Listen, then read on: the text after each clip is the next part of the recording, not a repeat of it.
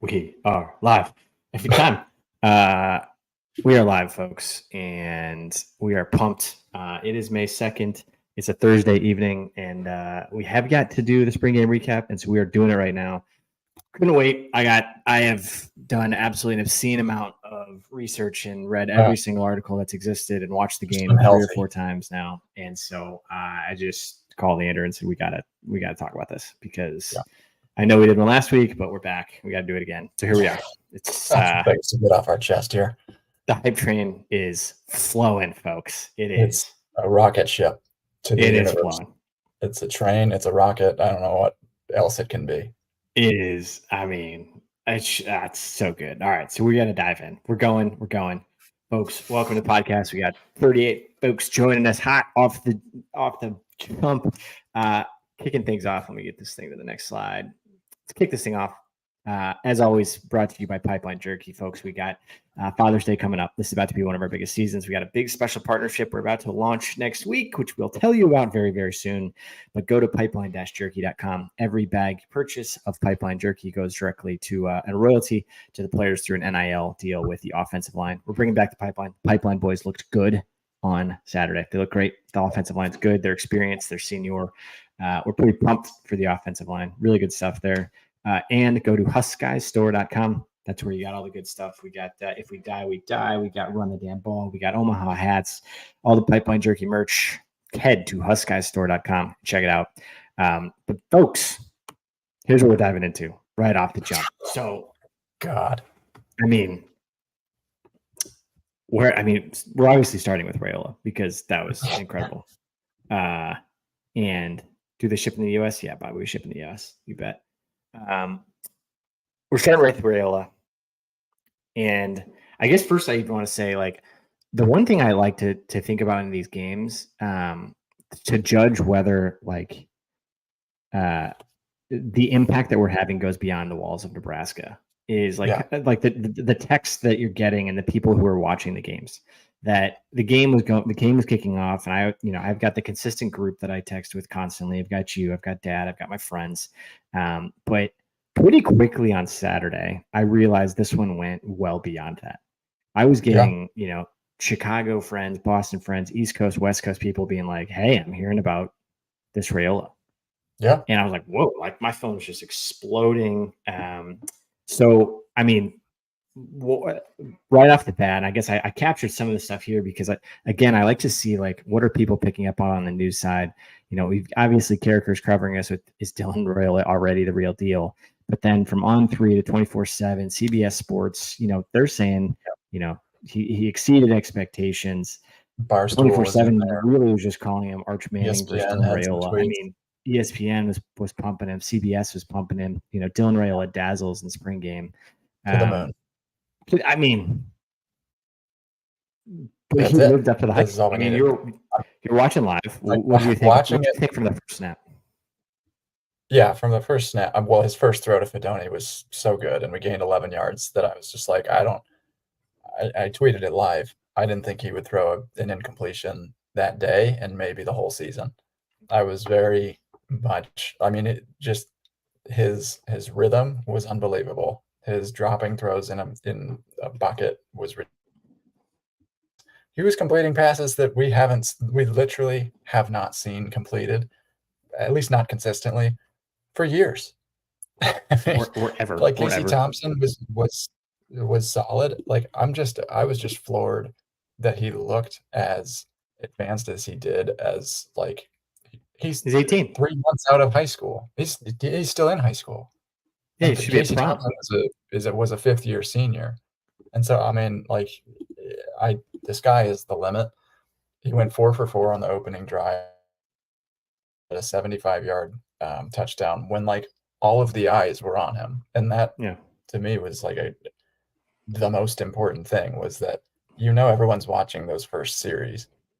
That's when he's playing the best defense that we had at least available at the time on the field, and he just lit it up. His throw on the 2-point conversion was like unbelievable. We had a 3rd and long that he converted to Alex Bullock. That was just a bullet in coverage. I mean, just like almost knocked him over. It's it felt good. It felt real good. I mean, it Thank was him. like it felt like it felt like they were gonna make a commercial for like Cialis or something for Husker fans after this one. It's I like think what I think it was I think it was like to me what jumped out the most is like everybody's obviously seen his 7-on-7 tape. You've seen his high school film down in Georgia and in Arizona and Texas. Like you've seen him at these camps.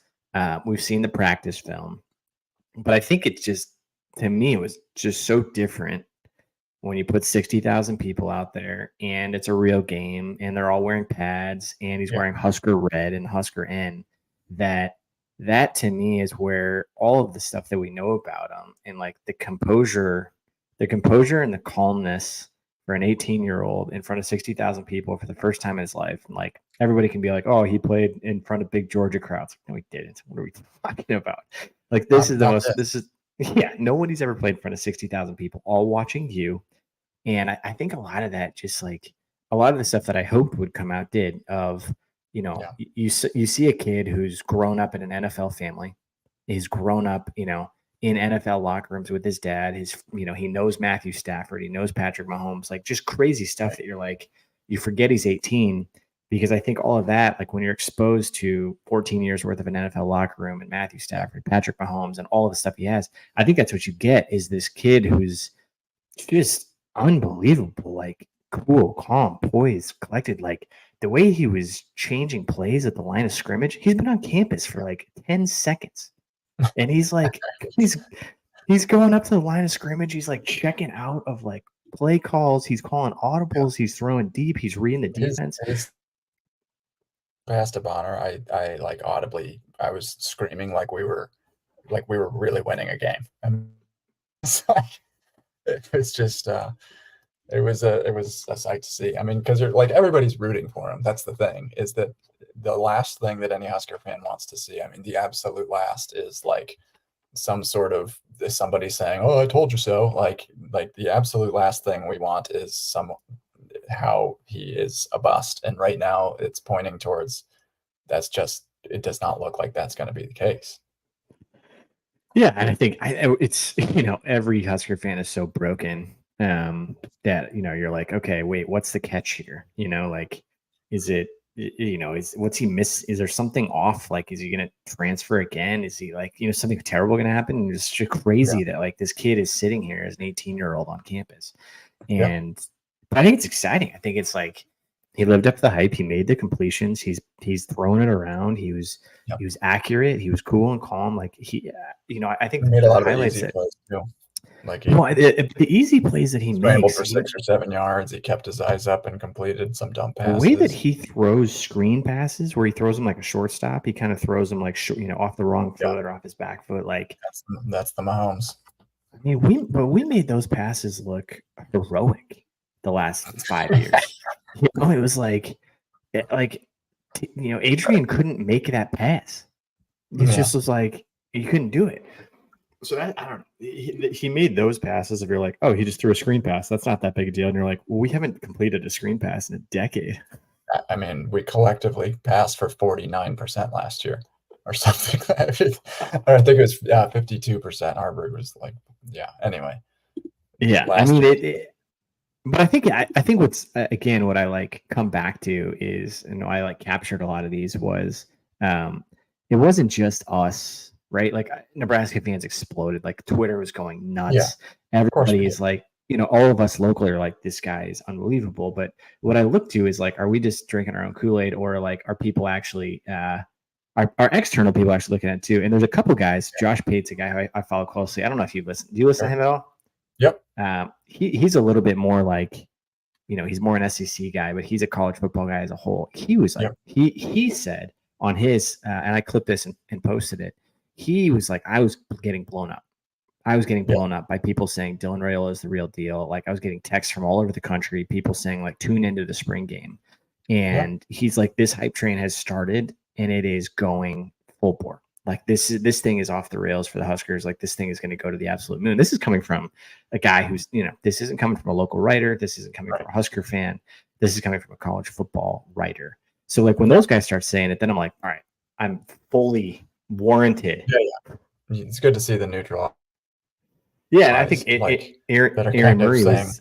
Okay, I'm not insane. Like I am insane for my own reasons, but not this reason. Like seems to be fairly universally agreed on. I guess what I go back to is like, I kept thinking about, is this the most? And even this question I think is interesting. When is the last time we had a QB with this potential? I would argue like Adrian Martinez had all of these things. Not this level of polish. QB out of California, like you're feeling. But the first game that Adrian had against Colorado, when he burst onto the scene and he had the flipping touchdown, he had like 230 passing yards, 130 like rushing yards, and 4 touchdowns or whatever. We lost, but he had all of those things, and like the hype was all, but he didn't quite draw this level of like Josh Pate talking about Aaron Murray, like the ESPN guy. Like this Dylan Raiola is on like a different planet and is putting us back. Like we finished at 7 last year. A couple 5-star quarterbacks out there. And one of them is ours. Yeah. Aaron Murray, was another one. He's a Georgia guy. He had a whole thing that was like Dylan Raiola looks pretty good in the spring game. And then he jumps to, if you can read this, he just jumped to, well, the Huskers get to 8-9 wins this year. I was like, dude, have you never watched Murray's a believer. Have you never watched Nebraska's season? Like we don't just win 9 games. Like we make it impossible to win 6. Like, in a Georgia fan's brain, he's like, they got a quarterback. They should just win 9 games. I was like, God, if it's that easy. We got one of their quarterbacks. That should make it even easier. But again, he watched the game. He's like, I watched the tape. I watched the film. Like, he looked really good. And I think those, I think the highlight reels he had, get the touchdown passes, the Lloyd touchdown passes, but the other ones, I mean, he threw a bunch of Fedoni that were like right on target. You're like, wow, God, if Fedoni starts catching balls in stride, I mean, hello. Freight train coming He's at a tank. Forget about it. But then also, obviously, got to touch on how, I mean, you talk about hype train going to next stratosphere. Is Zach Bryan pulled him on stage? Do you see this? I mean, come on. I mean, it's like he's like he's entering what's like funny Taylor, is like he's entering his Taylor Swift era, and he's like 18. There's definitely more Nebraskans that know Dylan Raiola than Zach Bryan, but which he probably does. Maybe Zach Bryan, I mean, it's just very, very quick aside. That ZB, man, that guy had a weekend in Nebraska. He showed up. Like, props to him. They were helping with tornado relief. Oh, really? They brought. They were like volunteering and helping clean up out in Elkhorn. I mean, like a fantastic gesture from him. And then brings Matt Rule up on stage, and it's like, good Lord, I mean, how do you endear yourself to Nebraskans any more than what you've done? Here's one more for you. I'm and he was wearing a Creighton jersey, so he's just hitting every single part of Nebraska. Yeah, it's smart if you're going to play a local. Yeah, I was going to say, if you play a local concert, fan base in Nebraska now. Best way to do it is to endear yourself. But yeah, so that, I mean, we can jump in. We can keep going down the Raiola hype train. Let's see if I can get this. Stats wise, the stats were all broken because I'm just pulling these from the site because they all, like, the quarterbacks all played for multiple teams. So I was like, wait, he didn't go 6 for 6, but he went 6 for 6 for like the red team, and then 10 of 16. But I mean, you look at those numbers: 10 of 16 and 6 of 6. I think in total 16 of 22. But 200 some yards, 2 touchdowns, massive touchdowns. The 64-yard bomb to Lloyd was incredible. I mean, Lloyd, I mean, God, it's that's probably his 5th or 6th 50-plus yard touchdown. I mean, that's a true deep threat. That's a true deep threat. Lloyd had like 3 catches for 97 yards. That's all he does. It's unbelievable. And I think it's all he's going to continue to do. But the other thing about the quarterbacks, like, just, I mean, heaping a lot of praise on Raiola, warranted. He's the best. I love him. But honestly, Harburg did look better. I agree. He just looked a little bit more comfortable throwing. I mean, he had a deep ball to Corey Barney. Like, that touchdown pass was, I mean, that was dropped in a bucket from 40 plus yards. Yeah. So props to him. He had one pretty solid scramble as well. He seemed to like step up in the pocket a little bit more confidently and got that one to Fedone, which was definitely going to be a sack in a real game, but it wasn't, and it actually became a touchdown. I thought he actually looked improved, and flashing back to our last podcast, like we were talking with Honky from the Go Big Redcast, and he was just saying, Harburg's actually the guy he's watching in the spring game. Yeah. I thought it was an interesting point just because, Glenn Thomas just got there a few months ago. And so if the Glenn Thomas experiment is working, you're going to see progress from Harburg. And I think we did see that. He did have a couple. I mean, those first two series, we still saw him kind of throwing behind guys a little bit. He got one to Borkircher that was like in the second half that it looked like it was about to be intercepted, but Borkircher made a good catch. So, I mean, he's still not quite there, and it maybe just doesn't look as natural as it does to Raiola, but definitely improved. And then, I would agree. I Kalen think too. Kalen looked pretty solid. Like he seemed to have a good understanding of the offense, but he just a couple like overthrows, a couple that just maybe weren't like confidently placed. The interception was like he threw it a second too late. So I think there is zero doubt in my mind at this point that Raiola is your starter day one, but you got to feel a little bit more confident about your second. Yeah, I think there's a lot of. I mean, I read a ton of the recaps across the board. I think everybody kind of came away with the same idea. I think there was, because Rhule has made such a big point out of making this a quarterback competition, and saying like, hey, I haven't named a starter yet. It's going to be a competition all through the summer. And I mean, if you read some of them, like Mitch Sherman was one of them. He was like, no, we got eyes. We're good. We got eyes. Thank you. We saw. So I think I think it was pretty obvious Raiola like would be the number one if it started now. But I would agree, Herbert looks a lot better, and I think that is probably kudos to Glenn Thomas for working with him. And he seemed more comfortable with his reads. He seemed more comfortable throwing the ball downfield. He's good running as he always is. But I would also agree. And when Kalen, I've been a little probably skeptical of Kalen, mainly because I think Raiola is like the real deal. But I watched a lot of his high school games, and I was like, I think he's good, not like elite, but he made a ton of throws on Saturday. I was like, oh, okay, this is what the coaches are seeing. This is what he's been doing in practice. Like he makes some big time throws. He has big time arm talent. And so I think 9 for 16. I mean, you'll take that most days. Yeah, I think but he throws a good football. He throws it, he throws well to the sideline. He was, making a lot of big plays. So I think in that instance, I felt good about that room. I think you obviously hope Dylan comes out of it and comes in the fall healthy and could throw it around. But I think the whole room, I felt pretty good about. But who they're throwing to, I guess. No, I want to come back to running backs because I want to go with the wide receivers first.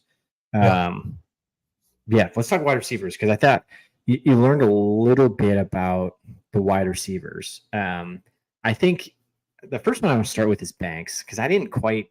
Did they intentionally hold him out, Jamal Banks? Yeah.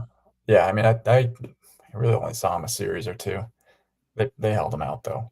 I think that there's just, and I actually take that as more or less a good thing or a good sign for both Banks and Coleman that they're so confident in them that they didn't feel that there was too much to gain by them playing and probably a lot to lose. Like you saw Demetrius Bell go down. God dang it. Yeah. And just unbelievable. God dang it. Yeah, that's we're not going negative. We're not going negative. But like, you just imagine that happening to. Imagine that happening to Banks or Coleman or so it happens. But so they held him out, but I do think you're right. We learned a good amount about who's going to be the trusted guys, like who's going to be those depth pieces that are going to be your next up.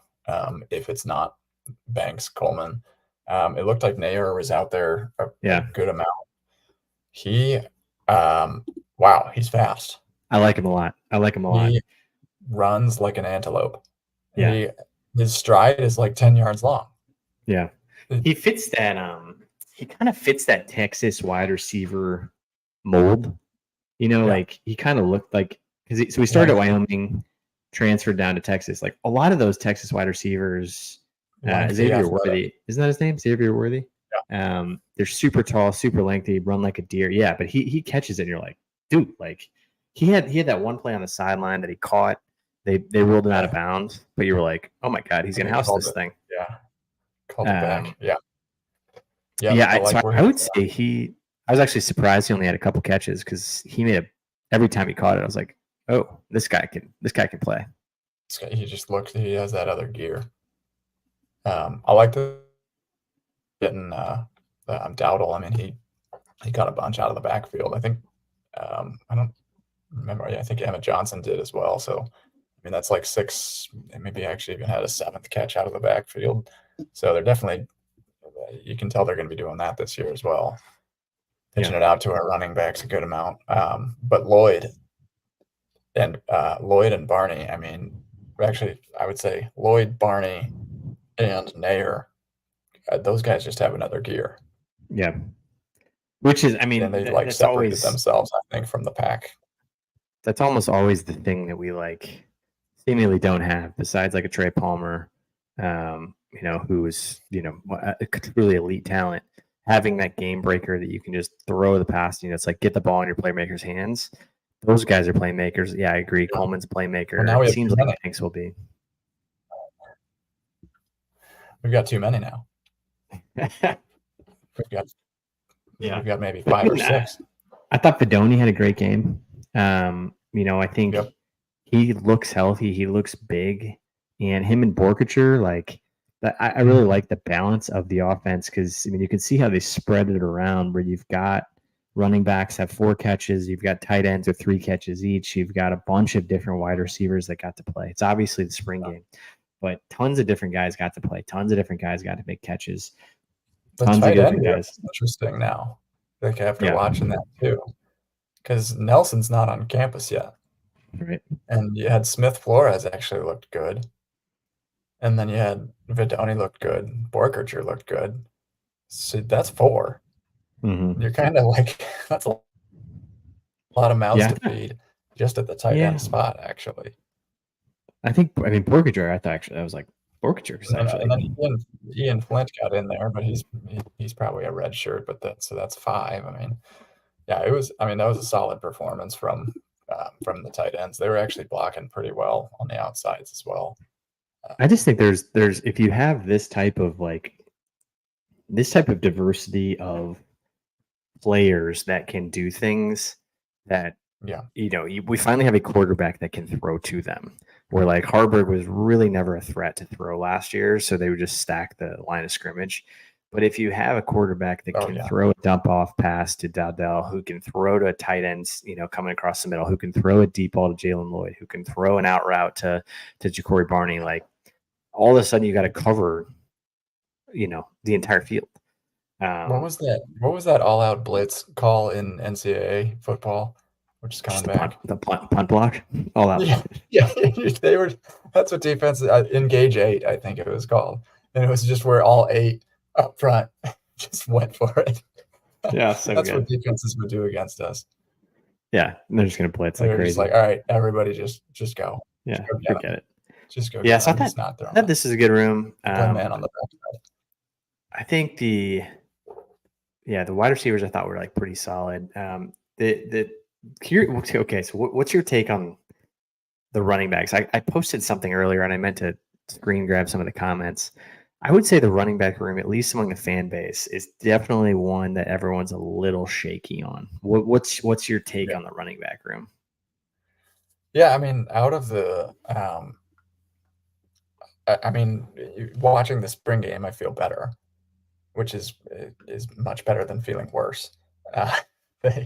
Dowdle broke that run, but it was also like he showed very good vision. He showed that he can make cuts, and he showed that he can house one from 50 yards. Also, when he was running down the sideline, he looked kind of like it's weird. He kind of looked like he was dreaming that he was getting caught by bad guys or something, like he was in a police chase or like where you're just like willing yourself to go faster, but you're not going faster in your dream. Yeah. Like he looked like he was just really putting his back into it He and just just was. like trying to just galloping. But he made it.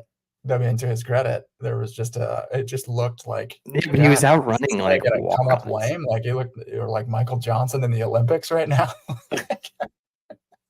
Like, God dang, he's gonna blow a hammy running like I this. just But thought he would look. I watched that like 5 times because I was like, I thought he was like a Oregon wide receiver sprinter, like super fast guy.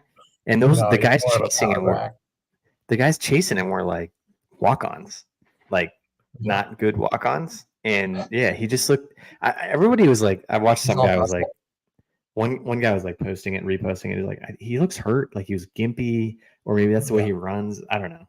I guess I would have liked to like more he made breakaway it. He speed. made it to the end zone. It's fine. He was grinding to get there. But EJ Emmett Johnson, I actually thought he runs very hard, and I Yeah, actually think that it's going to be. I think it might be. I think it's that or D backs. They're going to be like the most interesting position battle going into the fall. But I mean, you're looking at the distribution of carries and stuff here. Obviously, it's a spring game, so you want to get everybody involved. Um, Quentin Ives, I think he lacks a little bit of the vision and burst and stuff, but he's a guy that does. They keep talking about him, so you keep wanting to see like these type of highlights. But I think Dowdle just showed like he can catch it out of the backfield. yep, They gave it to him 7 times. He broke 2 pretty solid runs. Actually, I think there was a third that he had for like over 10 yards. I mean, he looked like he could be your bell cow guy, but I feel like they keep talking up Emmett as I think he's going to be the guy. yeah, Unless Irvin comes back 100%, which just feels unlikely. I think they're going to trust Emmett Johnson, and then I think Dowdle's definitely going to be involved, like yeah. inside the red zone. I think I'm reading some of the comments that we got on Twitter, but I think what Husker fans struggle with, and I would agree with this, especially since all the stuff we just said at the beginning, talking about Raiola, it's like you can watch him throw one pass, you're like, okay, this guy's got it. We haven't really had an Yeah, NFL running back since Amir, probably. Is that Ozigbo. Azigbo? Yeah, Azigbo, Amir, and then Rex before that. So I think not having like a true NFL breakaway talent in the Big Ten is kind of tough. Right. That Yeah, I agree. Emmett Johnson can be. He runs hard and he is good. I agree. Dowdell is going to do a lot of different things. I think they're going to like him. I just think when you don't quite, in the grinded out 10-3 games that we have, when you're kind of like we're still looking at this lineup, like, okay, yeah, yeah, I think he can do it. I think Johnson can do it. I think Dowdell can do some stuff. Ives yeah, maybe. I think that's probably where the fans are a little like, okay, yeah, yeah. it could Ramir work. Johnson too. I Yeah, mean, yeah, Ramir, Ramir, a Gabe, 28-year-old Emmett, Ramir Dowdle. Johnson. Yeah, seriously, he's been there. I Like, mean, Gabe Erman's got like the Bo Jackson hip going on. He's got like a plastic hip. Like, I don't know. It's like, yeah, how healthy is he? he's just scootering around campus He's still, just like, probably. he's 22 without a hip. Like, Ramir Johnson is, in Secret Service. Like, what are we, he's this old man just like giving a parking spot. It's like, how's he still playing? I don't know what's going on. I just think that it's like that this might be the room. I think if you go into the season and you're like, wow, Raiola is unbelievable. He's lighting it up everywhere. If he just had like a serviceable running back, and Yeah, hopefully Gabe Urban's serviceable, hopefully like Emmett Johnson is serviceable. These guys are because it's like if we can't control yeah, the line of scrimmage and we can't like run the ball at all, I think Emmett Johnson can. He proved that last year. I just think you don't quite have the like. All right, like the run the damn ball guy, which is what I'm wearing right now, is not going to have a lot to say. yeah. No, no, this is gonna be a weird season in that like you've got these running backs that I think you definitely know who you can trust, and I think you can work with this running back room. But when you've got Raiola, like run the damn ball guy is gonna become just air it out, buddy. Yeah, stop it. Stop running. Get Emmett Johnson out of the game. 5 wide. Get Emmett Johnson out. It's just all goes, baby. Let's get to the end zone. It's gonna be like, why are we running the ball? Get it out of there. Get it out. I did want to cover, and this is some other good stuff. I want to go. Let's go special teams first, and then come back to we'll come back to defense. So special teams, because we have a kick returner, which is sick. We do, and he was so disappointed that Tristan Albano really kind of ruined his day by wearing a disguise color. Did you hear what he was trying to do? He thought he was gonna high five him. He thought he was gonna high five him on the way to the end zone. Like he's Quentin Newsom returning a kick. Like he thought he was gonna high five him on the way to the end zone, and then he goes and tackles him. He's like, "Oh my god, I can't believe I just got tackled by the kicker." But regardless, like I don't know. Again, it's like we haven't had a kick returner since I don't know JD Spielman. It's like Spielman. I mean, Tommy Hill was serviceable. Ethan Nation was serviceable. They were fine. But Ja'Cory Barney showed exactly what he can. He can bring another dimension to the team.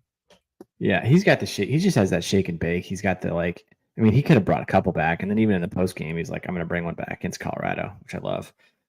Colorado's having a good offseason, by the way. What's happening? Oh, they're having an absolute blast this week. God, what are they doing?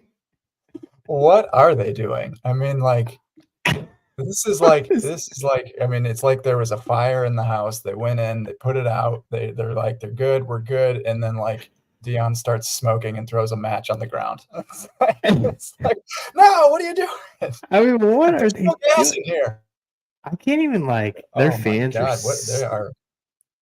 their fans are so insane that I can't like tweet about it anymore because they crushed us last year. So I have no license to be able to say anything. But they all right, we can touch on this for a second. This is worth talking about because this is like the only venue I can talk about this. If he doesn't want you on his team, he just obliterates you.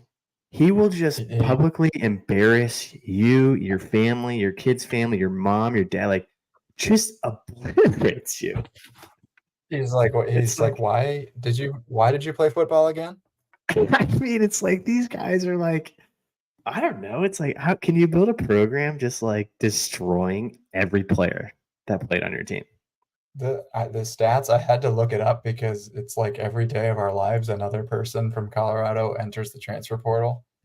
And they had 51 transfer players added last year, which is, of course, an all-time record. 51. 35 of them have transferred. Again, left. 51 came in. So we only have 15 left? 16. There's 16 left? From that transfer class, the 2023 class. They had 7 of the kids that he picked? From the 2023 group that came in. The kids that Dion picked, he told 35 of them to go to pass. He said, actually, you suck. He said, I changed my mind. You all suck. Well, that's what's like. The crazy thing to me is like I was 100% on board for what he did last year. Like if you go 1-11, I wish Rule had done it. I'm like in hindsight, I'm glad he didn't. But like if you're picking over like a 1-11 team, you should cut all 100 players on the team. And he did that. And like I agreed with that move because I was like, okay, start over, get these guys in. But now he's cutting 5 stars. I mean, like that kid sucks. And like he was the number one. Like he cut the Cormani McLean. He was the number one quarterback in the country. And McLean said on his way out the door, he's like, I want to go to a place run by adults, basically. He was like, who's the teacher in this classroom? He's like, that's what's like, he just even in that example, and I mean, for those who aren't like as addicted to this as we are, like, so Cormani McLean was the number one cornerback in the country. He was the number one recruit for Dion. He's like the biggest coup that he took, and Dion basically cut him. But then on the way out the door, if you watch his interviews, he's like, he wasn't going to start. He's not good. He doesn't pay attention. He doesn't work hard. We didn't want him here. Like, then coach him. Isn't that kind of your job? You do anything you can to keep a talent like that. If you coach him, he's got a bad attitude. But so do you. Like, I don't know. Like, what are you doing? They also have lost. There was an article that said so they had 72 because they were a little short on scholarships last year. So they had 72 scholarships offered in his first year. So going back to basically last like December or whenever he was hired, of the 72 offered scholarships, they said 61% of those players are gone. Okay, that's a high percent. 61. Which is it's crazy, and that's after they had all that turnover last year. So that's like, I mean, it's unsustainable. But I mean, it's one of the things. It's like, God, if we could just freaking beat them, if we can beat it one freaking time, like we can talk all the trash we want for the rest of our lives. But it's like they beat us and then they just lost the rest of their games. So they clearly stink and it's clearly not working. But like we can't beat them, so we got to beat them. Once we beat them, because again, like, and here's the big contrast of the whole thing is all these stats. So they've lost 60% of their scholarship guys from last year. They've lost, whatever, 35 of their 50 transfers, all this stuff. We've had now 4 kids hit the transfer portal in the last 4 months. 4 in the spring. And then you got Purdy, Sims, Taman Lynham. Yeah. So a couple from like the winter portal. I think it was Buckley today. I want to say 8 or 9 total. Well, but like 4 in the spring is after spring ball. Well, that's what I'm saying. It's like you're at the point now that your players are not transferring; they're getting essentially cut, or like it's like, hey, you're not going to start, you're not going to play, whatever it is. Like Borders is probably the closest we got to a like that's a big bummer. That's tough. Like I think he would have started, but then if you watch Rule's interview, he's like he graduated. He stuck with us through the spring. He played all the way through the spring, and he graduated, is looking for a different opportunity. Like, we didn't cut him. Like he went on his own. So, he's one. I think Buckley was tough because he kept switching. He went D line to O line and like just didn't quite fit. But it's such a stark contrast of like we have so many players on our team now that we have to like cut players, and Deion's just like cutting them every day. It's like, all right, like can you imagine their freaking locker room? Like, does any like it's gotta be chaos. Well, I don't even like it'd be weird to show up and there's only 50 players on your team. But if you tweet about it though, or if you talk where about is everybody? Oh yeah, we lost fans going nuts because they're like, well, no, but they've all added 40 new transfer portal players. So like they just have an entirely new roster, but their roster is showing up to campus in May again. And you're like, all right, like it might work, but also like probably not. Yeah. I don't know. What's interesting, and Jamie just commented as well that we have that we're over our scholarship limit. What's really interesting is with what we're doing is how kind of 1890 has played in. Yeah. Because there's players like Xander Rigoroli, whatever, who came to us last year, and it was a coup to get him. But he's a guy that's not on scholarship. And so he doesn't, even though he's a high 3-star O lineman, I mean, he's a great player and he's going to be a depth piece for us for sure. Maybe a future starter. Like for right now, they're just basically taking money, giving them the value of a scholarship to Nebraska, but not putting them on scholarship. And so I think that anymore, like that scholarship limit don't matter. Well, yeah, I mean, so if you have enough money, obviously you don't want to just like drain that. So I think it's a good point, Jamie. And I do think it is. Yeah, it's like Jamie said we've got 150 players. We have to get down to 120 prior to preseason camp, which is crazy. So it's 30 extra kids. 120. Well, let me tell you, I saw a lot of defenders out there, and maybe a kicker that could probably go. So I mean, what are we doing with Alfano? Yeah, let's move to special teams. Good Lord. Omaha West Side just sabotaging the program? What is he doing? Like he can't make anything. It was bad. I know he's got all the potential in the world. Like any high schooler that's booting 50 plus yarders, it's like they're good in my book. But he's got to get it together. I mean, like it's kind of like when Alex Henry. So the best kicker maybe that's ever been at Nebraska, right? And then he goes to the pros, and he was good, He was solid, but there were years when Henry was in the pros and like he ended up getting cut. And you're Yeah. like, I would have never thought that possible. And that's like Alvano going from high school to college. I don't know what happened to Henry, but he was missing kicks that he always made in college. And Alvano's missing kicks that he made in high school routinely. It's I don't know if Yeah. are we changing his kicking style? Are we? It's just man, it is. I It's looked this getting up because I was concerning. It's getting to concerning levels. yeah. We'll just say Well, that. I looked this up because I was curious about it. And I wanted to make sure I was like treating him fairly, not just because of my hatred for West Side, but because of like, all right, I actually want this kid to be good. But so he missed 6 field goals last year, and now he's missed 2 in the spring, which don't count. It's a practice game, whatever. But Alex Henry missed 8 in 4 years. Yeah, 2 of them were blocked, and then 2 of the misses were like from 50 plus. So basically, like he didn't miss one his senior year. Like he made every field goal he kicked, which is freaking crazy, including like yeah. obviously the Colorado one. So he's almost missed, so 6 plus 2 in the spring game. He makes all his like extra points, but I just think being a Husker fan, how broken we are with his special teams. Like, can we just get to a point that we just freaking make kicks? Like, We're why just like it's always just has don't to be. think It's about a it as much. we spend so like I don't want to spend kicks to His go in. second kick, Not his even second close. kick, it looked like there was still a tornado in Lincoln. It And it had Tristan Allen long passed. We were from told that it Elkhorn, had passed, but it was like the tornado right as he kicked it. It just kicking went from so Elkhorn, a far. shank, He yanks that thing. It just almost hit the yanked it. corner of the end zone. Oh God, I But know. kicked twice in 2 minutes. Kicked twice in 2 minutes, and both were like not even close. Yeah, I mean, Yep. it's tough. And I had like, there's a few guys who, Drew Brown came out and was like, he's gonna be fine. He just needs to like work through some stuff. He's young, and everybody keeps saying like he's young, like let him work through. I'll give him all the time he needs, but like right. we can't. If we're gonna lose 13-10, I'm gonna lose my mind if we don't have a kicker. Yep. No, it's a pretty essential part of the game. I mean, obviously we started with we had a quarterback, I wonder and if they call so it chasing 3 because they're just like, hey, Tristan, you know how much your kicks are worth? 3. a kick. So Make like a kick. God.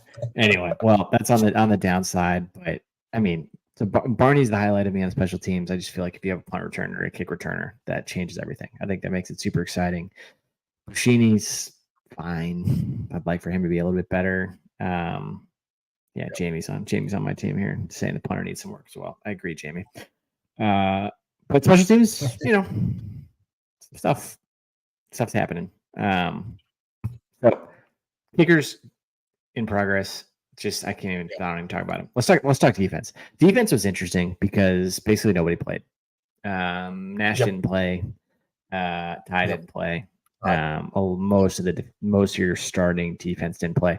I actually heard, God, and I'm going to butcher this. I've listened to so much Husker radio this week. It's been insane. So I'm going to forget who said this. I did too. I couldn't stop. And so I can't remember who actually said this, but someone made a really good point of basically saying this was like Rule playing chess with the spring game. Yeah. And sitting all the starters that have like he's very confident in the Nashes of the world, the Ties of the world, the Giffords of the world. So that basically the entire defense was the second team defense got all of the snaps. And the third team defense got a ton of snaps. And the fourth team defense even got a ton of snaps. And a lot of these second and third team guys, if they hadn't played in the screen game, would have transferred. Would have hit the portal, would have gone somewhere else. And because they'd essentially be like, I don't have the opportunity to shine. Yeah. I don't have the opportunity, to play here. And instead they started in front of 60,000 people against Dylan Raiola. If that was truly his intention, brilliant. And I think it worked because a lot of these guys got a ton of tackles, they got a ton of playing time, and we got to see a ton of different faces. I don't know. I thought it was interesting. What do you think of the defensive performance? Yeah, the other point that I heard, which I don't know how true it is, like how the balance between you wanted to kind of put a show on, like, and you heard him say before the game, I kind of want to see how our quarterbacks step up in the moment. I want to see how they pass. I want to see, how they do. The plan was the quarterbacks were going to be passing. Yep. And so and I think that the decision to sit your starters was more, of course, for just like longevity and preserving them. There's not as much to gain for them. They're basically going to be black shirts day one. But you also got some 5-star receivers on the sideline that were there for official visits. Yep. And there is nothing that those guys wanted to see more than the Raiola to Jalen Lloyd bomb. And they you got see it. some guys coming out afterward, including one who committed, Turch, and he's like, "Why would you not want to play with Dylan Raiola? Why would you, like this like me and him, we're gonna combo and we're gonna be like the best, like you can just see the future of the franchise, I guess." And so sitting your defensive starters and a lot more of your defensive starters than offense kind of makes sense in that regard too. But it was a little bit concerning, some of it, like at the same time, because the O-line completely gashed them too. Which, Like, again, that spring game's hard because you're like, nice, finally. nice, but shit. Finally. but also very bad.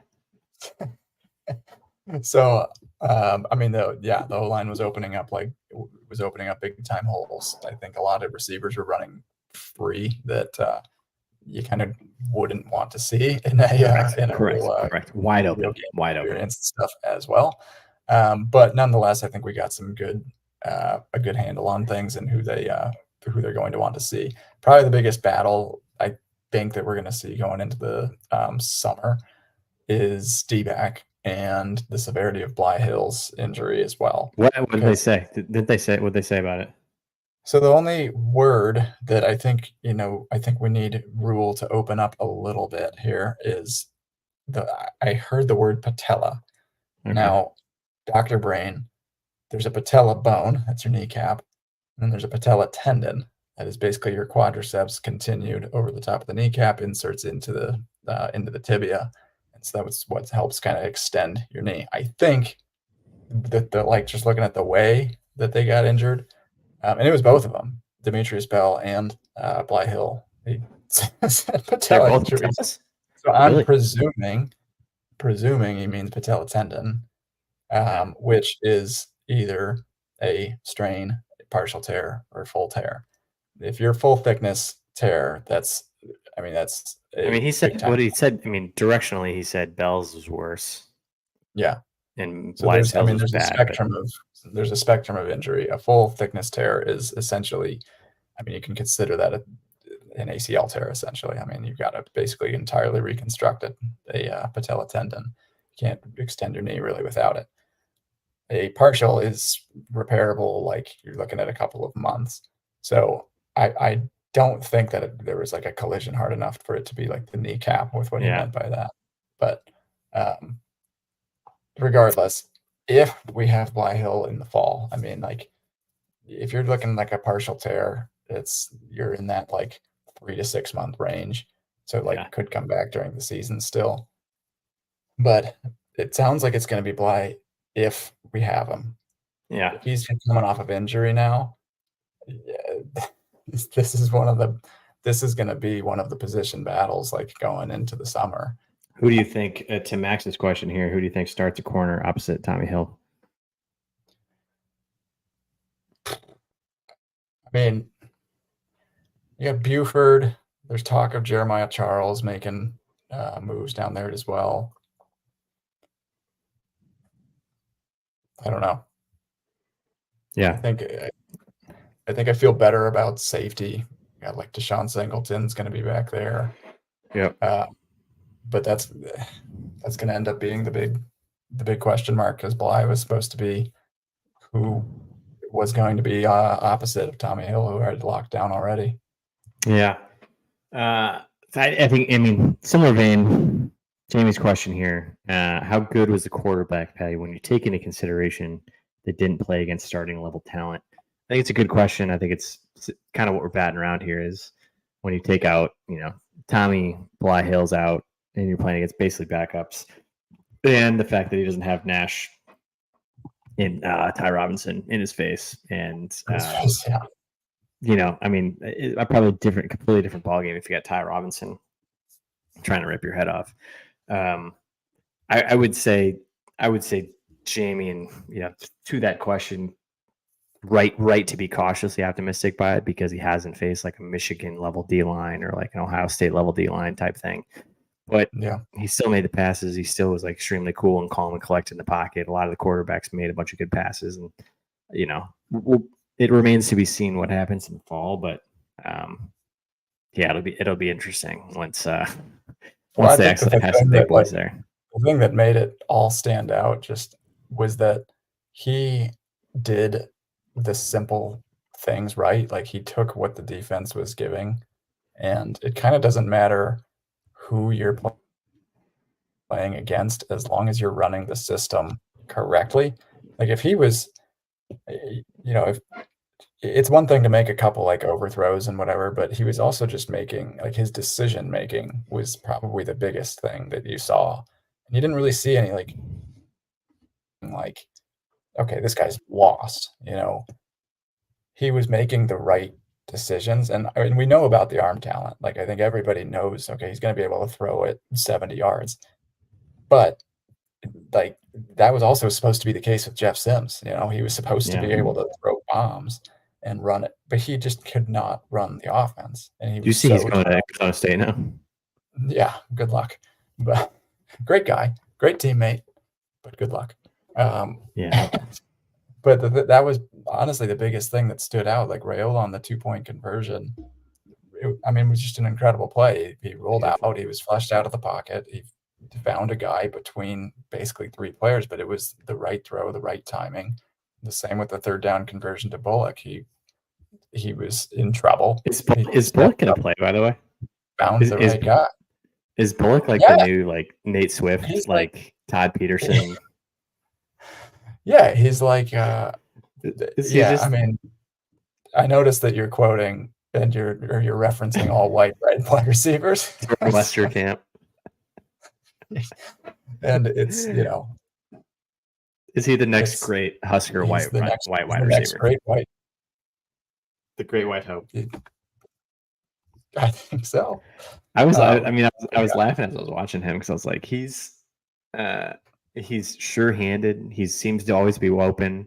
He's got like the right route. He reminds me so much of those guys because I would like hate on Nate Swift and like Todd Peterson. He's like, I can't believe we don't have like a game breaker. And then you're like, wait, Nate Swift is literally always open, and Todd Peterson catches everything. And Jordan Westerkamp is amazing. It's like, all right, we're just a white wide receiver factory. That's just what we do. We just produce the best white wide receivers. Absolutely. I do. It did obviously help that he was throwing against our second string helps D-backs, but I'm kind of looking more at it. I think Marcus Buford, he does kind of stand out as somebody that got some time last year. And then Dwight Boodle and Ethan Nation, I guess I would throw them in the mix if it's not going to be Bly Hill. Ethan Nation it was surprising that he played last year. I just didn't totally expect it, but we were playing, 3 deep at every single position. So, but he's pretty undersized. Like I'm looking at our roster, he's 5'10", 160 pounds. So he's, smaller fella, but between Nation, you got Dwight Boodle as a redshirt freshman, Marcus Buford as a junior. I think Hartzog, I think they're pretty confident he's going to end up at safety. So I like the options, but I have to admit, I don't know who it's going to be. Yeah, interesting. Those 3 guys. Interesting. What other? What we've covered offense. We got defense. We got special teams. Yeah. I like. Coaching. Coaching. You go ahead and I'll jump in. But I thought it was. I like the approach. Like I agree with. You wrote this in our notes, but the rule is set all along. It's like we just got to play football. And I appreciate it. I was watching kind of some of the highlights from some of the other spring games across the country. There's a lot of really hokey, weird stuff that people were doing. And we had done this with Bo, you know, and like we would do like games and prizes and like beanbag tosses and stuff. And it was like tailgating on the like, field. yeah, I mean, remember how like weird some of those games got? And you're like, Right, and like the score in the game would end up like 512 to. yeah, and it was like you get points for tackles and It's like points for what? I don't know. I just appreciate it. It's like no rules. Like we're gonna play football. We play football. Like this is what you do. You need to play. How it should be, and tackle football for the most part. Tackle football, except for the quarterbacks, and because he had a longer like kind of chat or rant on this that he was like, these guys don't play enough football. Like kids as a whole don't play enough football. Like they grow up kind of playing flag football, then they play 7-on-7, and then they go to high school and they play a decent amount. But he's like, you need to play tackle football and at the highest level in front of 60,000 people. So I think that the fact that they got a full game of tackle football and he had tons of players making plays and hundreds of plays that they run, I thought that was, I don't know, a better format. I liked that, and I think that some of the things that probably stood out that they're emphasizing a little more. Last year it was I don't want to say it was easy to ignore the turnovers, but I think there's at least 6. There's at least 6. It might have been 8. It might have been 8. It was a crooked number, but it was but it was one of those things where you're like, it's, does it really matter? It's the spring game. It was nice to see it pretty much, fairly cleaned up. I think Kalen lives and learns from his. He threw his a little late, his interception. Raiola hit the guy in the face mask. Raiola basically hit Bell. Yeah, it was Bell. That was a tough outing for Bell. And it went on literally straight through his hands in the interception. And I think we maybe had a fumble, but that was a vast improvement. So coaching wise, A+ there. That's a great point. And then I do think just the style of the game that they were going to call pretty much the whole time, and just letting these guys kind of air it out and basically put on a little bit of an electric show was props to them for that. The final thing, like just during the broadcast, was a complete aside, but so Rule, if you watch the full replay, Rule during the second quarter, he's up in the press box. Right. And they're like, it was like a series of plays, and it was unbelievable to listen to him. It would be like, Ismail, like Smith Flores catch the ball, and he's like, oh, his sister was texting my friend. You're like, wait, he knows everything. Like he dropped a stat about Ian Flint's sister. I think it was Ian Flint's sister is in like the Kansas City like national relays or something in track, and it was just like he knows these families, he knows these recruits, he knows them to like such a personal level that I couldn't help but notice. I was like, he keeps talking about these guys' sisters. He's first of all, he's going to get in trouble. Yeah, second of all, easy boy. Second of all, it's just remarkable that he's quoting these families. He's stating what their sisters do for a living. It's just, I think that everything comes back to this culture he's trying to build of this whole quote unquote brotherhood thing. The family. It's pretty remarkable that he's able to actually just say live broadcast. I mean, completely unscripted. Someone catches a ball and he's dropping stats on their family members. Like, I thought where I thought you were going with that was I thought he was like a tortured, imprisoned like coach up there, like because he was up there during the whole. He was up there during like the terrible sequence of like it was Barney gets tackled by Alvano, and he was like you could tell he was just like house that, and he was like shaking, but then that was followed. The next play is Demetrius Bell got hurt. And he just was destroyed that he was up there and he couldn't believe he was down there. And like 2 or 3 plays later, somebody missed a block and he was like, like they were asking him a question. And he's just like, what was the question? What was the question? Just make the block. It's like, you got to figure those guys up there. Just like, he just seemed like a tortured animal. Like, I don't want to be up here. I want to be down there. What am I doing up here? was awesome to hear his exchanges with Kenny Bell. Yeah, I always think that stuff's impressive, like, because his exchanges with Kenny Bell, like that's where somebody would get really tripped up is, like if you're not actually following like the Pelini years of Nebraska because he was down at Baylor, like you could see where you'd get tripped up there. What he said something about like DiCaprio Boodle, and he was like, "Hey, did you play with like Decap?" And I was like, "God damn, he's already got like he's got the nicknames of players that played 9 years ago like figured out like." Right, Like that would be so hard. That's sick. That's there's 3,000 players that have played since like 1986. You got to remember all those guys. Yeah, he did ask him about that. Oh, thank you, Logan, for commenting. Logan Collins says it was Harburg's sister. That's right, because he was talking about how athletic the family was, and he was just like talking about like his mom did this, his sister is currently doing this, like giving updates on Harburg's sister's track stats. It was like this guy knows every player on the team. He's got them incredible. all. And yeah, meanwhile, Dion, he hasn't even met half these players on his team. Dion doesn't even know their names. It is like it is. God, there doesn't know their name. You've got to like, his kid is like, I don't even remember that kid. You got to make the effort, and it's very clear that I just think from a longevity standpoint, assuming a rule is going to stick around here for a bit, like the Dion thing is so clearly like a 2 to 3 year thing that's just going to like shut down. That it's like this guy is building something here. As long as we can like just turn this corner and like make it happen and make a bowl game and start to like make the positive momentum, it's like you got to feel pretty good about it. 100%. Top recruits.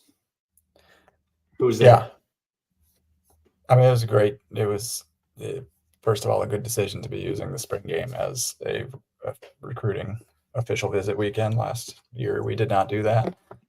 And a couple other years past, we just hadn't really been able to pull it off. But I think now that they kind of got their feet wet, they knew what they wanted to do, and they knew I think they had a plan for this. Probably the big one that is, I think we can expect at this point to end up committing is TJ Lateef. He's good. He's good. Is he gone? 4-star QB, believe out of California. And he had kind of a lot of positives to say. I heard that he's maybe like visiting,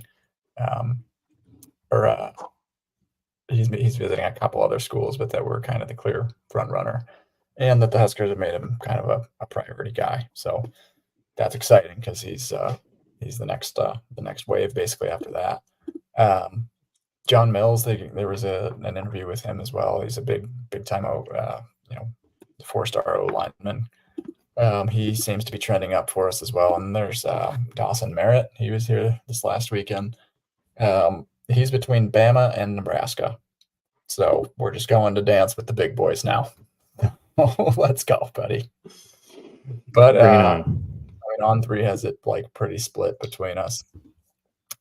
There's a couple others that feel a little bit more like some longer shots there. Michael Terry, I think the receiver, 5-star dude, phenomenal athlete.